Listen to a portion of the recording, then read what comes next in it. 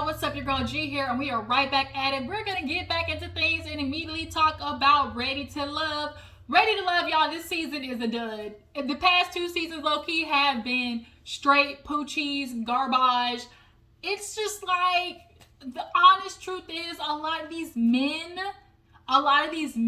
are coming on to find women who they simply know are looking for love so they can play with them. So they can find a woman to basically just be in their back pocket to try to convince her he's looking for monogamy, but come to find out he's still out there cheating, as we've learned from Aisha and Dante. Y'all, allegedly he got a fourth baby on the way. A fourth baby on the way. I mean, girl, you should have knew with the 3 baby mamas that he had, how he is. But that's just an example of, like, a lot of these men come on and really are just trying, like, they're really just looking for women who they know they can keep as somebody that's just gonna constantly be trying to pour into them, because that's what men like. They like keeping up this facade of monogamy, so women, try to stay around for the one day that, he'll change, that, it's just that this idea, one day he'll change and he'll do right by me, But yeah, Ready to Love this season, it's a dud, but let's go ahead and talk about it. We basically pick up where we left off. Everybody's sitting outside, and it's between Paul and Tori to get eliminated. Tori's ass, see ya, wouldn't want to be ya. Tori was a baby. He did not like the fact that Sabrina had these other... Honestly, a lot of the dudes who were talking to Sabrina were like, oh my God, she's talking to another guy. Like, and it's like, that's kind of the point of the show. Like, you're supposed to entertain multiple people until you find somebody that you want to, have tunnel vision on. And Tori basically had a bitch fit, and now your ass is walking out the door. So don't let the door hit you, with a good Lord split you.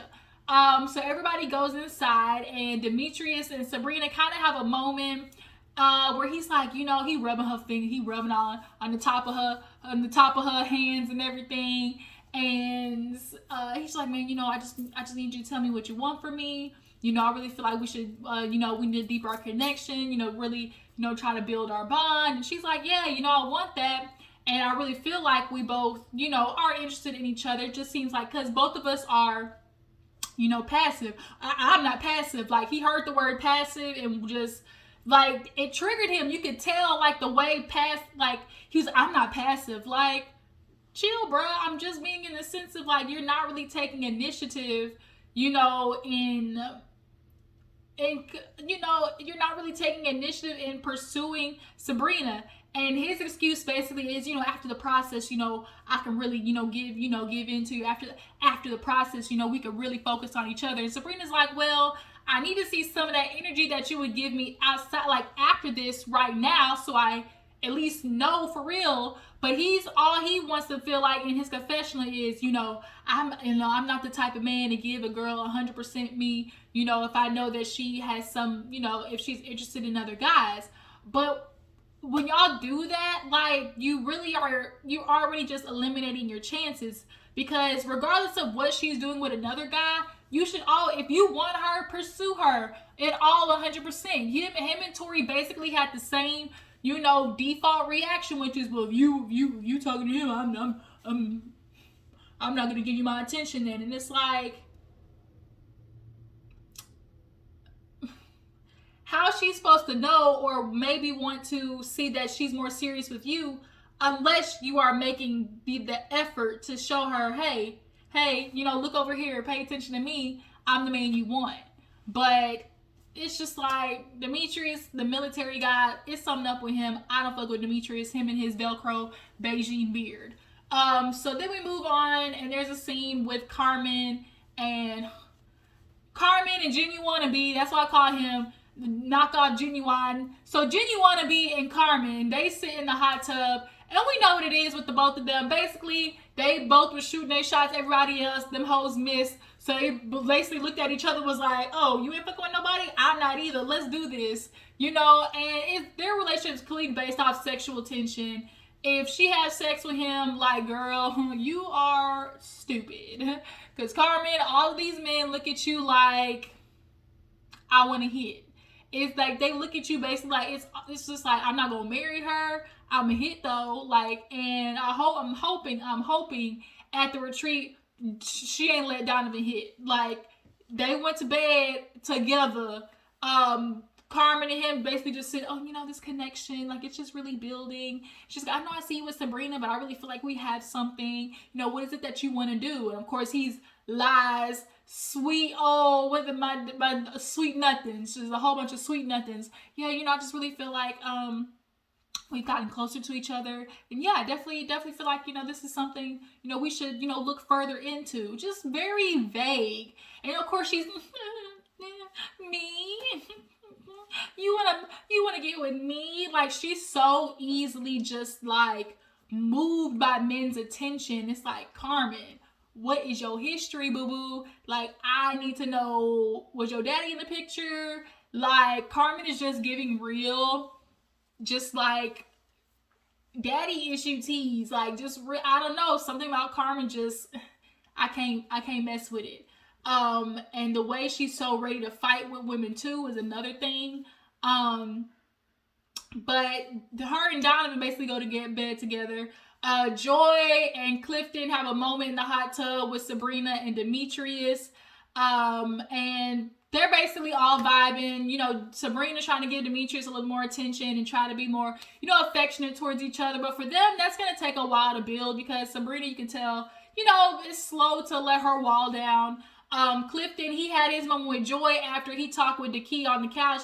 Dakia was having a very emotional trip. And I was confused with Dakia because she kept going, Clifton, and, he's not telling me, whether he wants to be with me or not. I was expecting us to have this moment, cuddling on the couch. And it's like, I don't know why. It's just like you kept looking for him to give you verbal confirmation that he wasn't fucking with you, but you could clearly see it for yourself.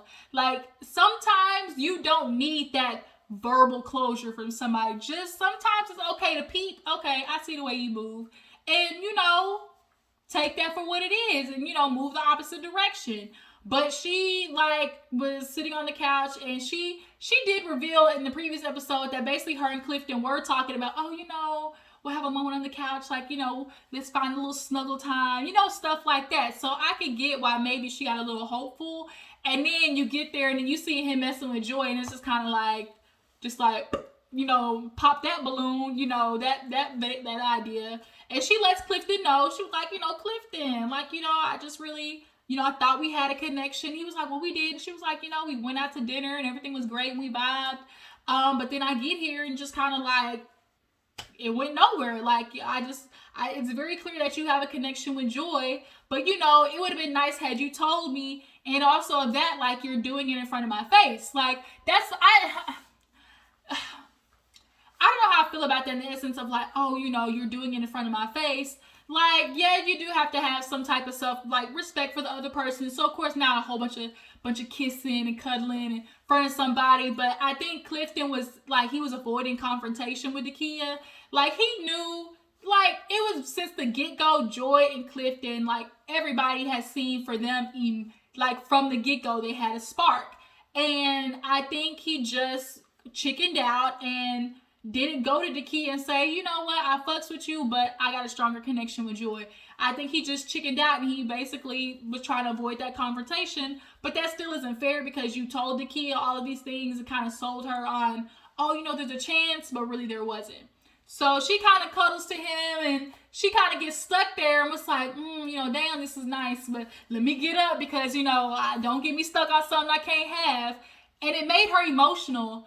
And I think it made Dakia emotional in the sense of just like wanting that from somebody. Like, you can see Dakia, like, she yearns for that.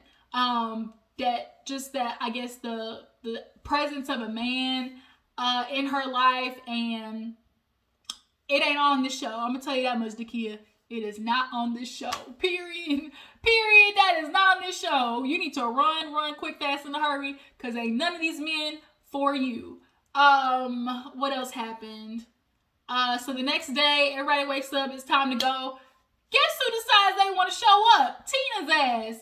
Tina comes in, 0 dark 30, like T-minus 10 minutes after everybody getting ready to leave. And she's like, hey, and everybody was like, hey. And she's like, yeah, I feel like I missed a lot of stuff. Nah, shit, Sherlock, you missed the whole trip. And so she comes in and, goes to speak to Donovan.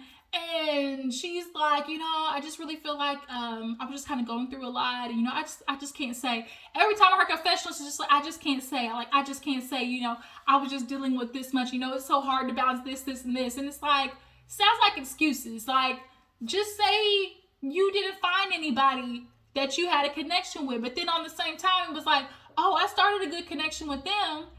And then you missed the opportunity to see if that could have been flourished, or, you already had the seed planted and you could have watered it into something more, but you decided not to. Like, I'm a little confused. But when she talked to Donovan, he was like, I'm letting you know, like, you ain't on good standing with the guys. And she was like, I'm okay with that. And he was like, well, why did you come here? Like, what did you come here for? Well, I just feel like I didn't really have a connection with anybody. Like, things started well. And he was like, well, this Carmen, she's like, I just really needed time to just, like, I just need to get to know you guys more before I could really tell, like, where my connection was.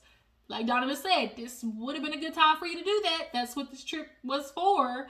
But it was just like, Tina was just like a waste. I feel like production basically dragged her here and was like, girl, you gonna give us a scene. We're gonna get something out of you. Like, she ghosted. And then I noticed on Twitter, someone was like, y'all, her ex tried to tell y'all, because the ex talked about how she like ghosts people. So she goes outside while everybody's on the inside like, girl, you should have stayed your ass at home. Paul didn't even want to talk to her. Like, they had a good connection in the beginning, but Paul at this point was like, girl, you in the horse she rode in on. So Carmen calls herself going out there trying to, figure out what the tea is. And she's like, girl, like, what's going on? And she was just like, I didn't really have a connection with anybody like that. And, I just didn't feel like, what's the point? And, she's like, well, you didn't like nobody here? And she was like, I did have something, with Donovan. And it's like, but if you did, like, it's just confusing because on one moment you say, oh, I did have something, it was starting. And then on the other hand, it's like, well, I just, I didn't get to know them that well to know if like there was something there to work on. Well, that's what you got to do. You got to get to know the person, Tina. You in this big ass Diana Ross wig. It was just ass backwards. It was just really ass backwards. So basically, Jenny Wannabe and Paul is like, toodles, bye Christina, this ain't gonna work. So everybody's back, back home and everything. There was a date with Joy and Clifton. Basically, they flipped. I'm just gonna assume that Joy hopped on and did a full split. Clifton is just giving real, like, he just gives real BDE in the body, but that concerns me because sometimes when you BDE in the body, sometimes the tool pieces don't match. So we can only hope and pray for Joy's sake that, at least Clifton is BDE all the way, all the way, especially in that hip area. In that hip groin area, we can only hope that Joy finds a man that's blessed, okay? Because Clifton looked like he could be, but he definitely also looked like he might have some trouble in that department as well. Because sometimes it be those big dudes, and then it just be like, oh man, that body's so big, he can hug me, take them pants down, and you be like, what the fuck? Like, okay. But the way Joy was grinning, I mean, they both looked satisfied, and there was definitely hinting that it was a vibe under them sheets. But we know Clifton and Joy, like, they're cute or whatever, but I feel like we ain't gonna be able to tell. I ain't giving no thumbs up yet until I see the reunion, because that for me is a real confirmation of, before if I want to like give you a kudos or start clapping for anything, until I see that reunion. So I'm gonna wait before I give them some kudos. So there was another date. Paul and Dakia, that's what it was. Paul and Dakia go on a date, and Paul kind of snuck up on Dakia like Dakia snuck up on Paul. Like, they weren't really initially interested in each other, but I think Paul is one of those slow burn kind of guys. Like, he's the one that does sneak up on you, because once you just kind of sit down and talk with him, there is more to meets the eye. The only thing that bothers me about Paul is he loves this, oh, you know, you're a beautiful black woman, you're a strong black queen, you know, anybody be lucky to have a strong black woman like you. And it's like, y'all love to praise, oh, she a strong black woman, you know, she get it done. But strong black woman is not what I want to partner with. Like, it's always like, y'all love strong black woman when she's getting shit done for you, you know. But when it's, oh, she a strong black woman, y'all really don't, that's not who y'all wife up. That's not who y'all choose to be in a relationship with, because she challenges you. She challenges you. And men don't like to be challenged, especially by a woman. And if she turns out to be right, then all of a sudden, you're emasculating me. You're emasculating me. Let me be the man. Like I said, men could fall off the face of the earth for a good month, and I'd be okay. But basically, that was drinking wine, hoorah, hoorah. You know, it was cute little yang, yang, yang. So at the end of the episode, everybody gets together and basically talks about how the week went. Tommy finds out that Tina half-ass showed up, and he's like, I set up a time to meet with Tina. So then they start talking, and they get into Joy and Clifton. She's like, we ain't concerned. Everything's, good. The only thing is Clifton, he kind of, let his slip show. He's got an insecurity when it comes to people being friends with their ex. And I have a concern about that, because Joy can do all her best to try to comfort you and make you feel safe, but Clifton just gives me real crazy tease up under there. Like, he just gives me real, like the minute you leave, he might low-key put a track, like he might low-key find my iPhone on or something. But he said that he's working on that, and Joy has done everything she can to try to, make him feel comfortable in the fact that she is still kind of cool with her exes.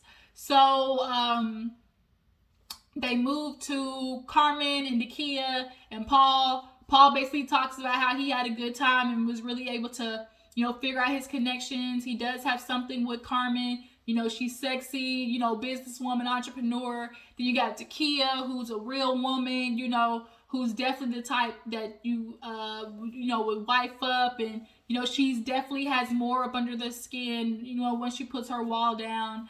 And Carmen basically took that as, oh, well, that ain't what you said. She basically pulled that ain't what you said last night, nigga. Like, she pulled one of them. And she was like, well, Paul, what this said, he was like, my name is Paul. She's like, well, Paul, well, basically, was saying that, yeah, he went on a date with the kid. That's how it went. He was kind of like, And Paul's face said, I don't know if it was shock of like, oh, this bitch is snitching on me, or oh, this bitch is lying. But it definitely was giving me the vibes of, oh, this bitch snitching. Like, the face that he said, I said, Paul, clutch my pearls. Like, Paul definitely was looking like, oh shit, she's snitching. Like, so Carmen basically goes like, he was speaking in the aspect of, oh, like, I like the kid, she's a good woman, but, I like a certain look, I like a certain sexiness.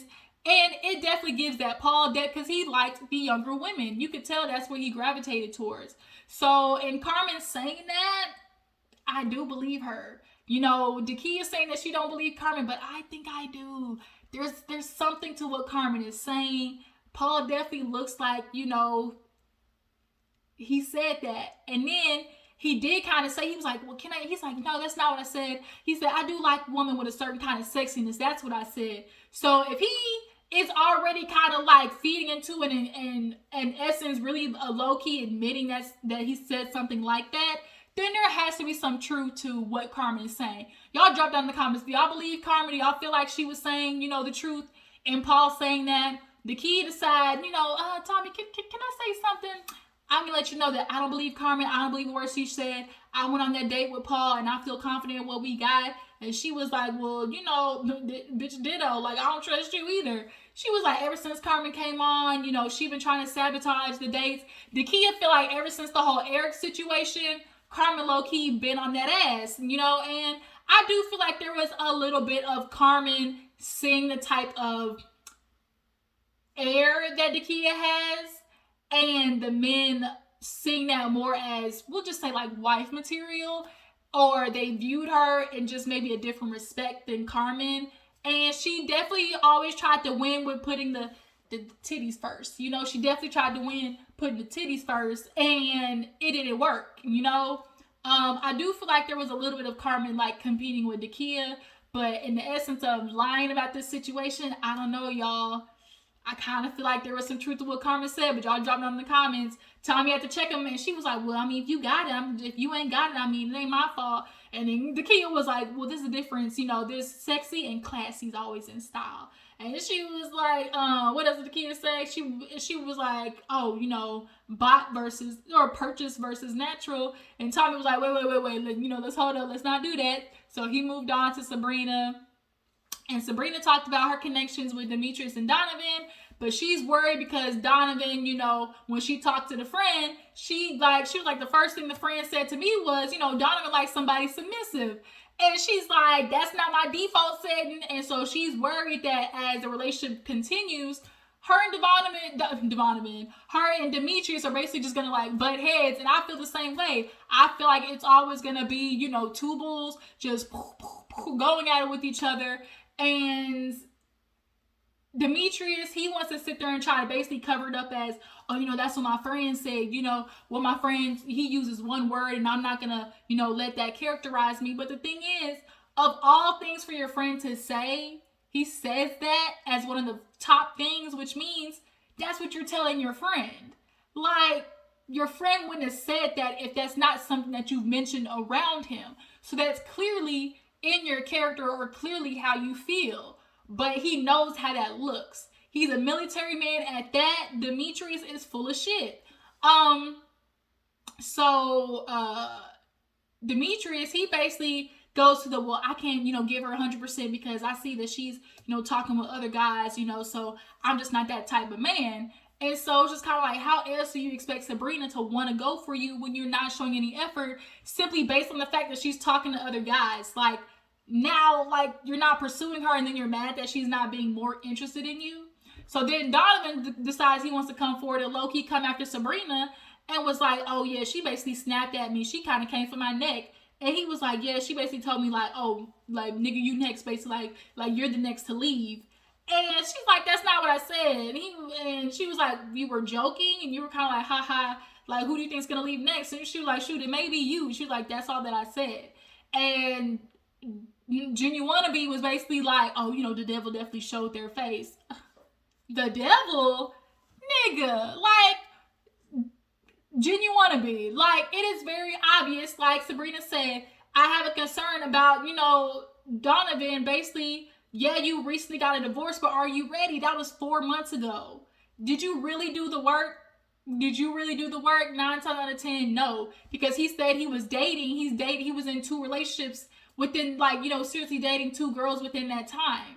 And now you're here on Ready to Love. Like, it's very obvious he's not ready. He keeps trying to fill that void, but he's just gonna fuck it up. Like, Donovan's not ready. None of these men are ready, honestly. But he definitely came for Sabrina's neck, but it's just definitely just looking like, how y'all mad at Sabrina because she's doing what she's supposed to do, which is date around. That's how this shit works. But that was Ready to Love, you guys. Tell me how you feel. Y'all stay tuned. Love Mary Thompson will come on tonight, y'all. Appreciate you for tuning in. I will catch you guys later. Bye.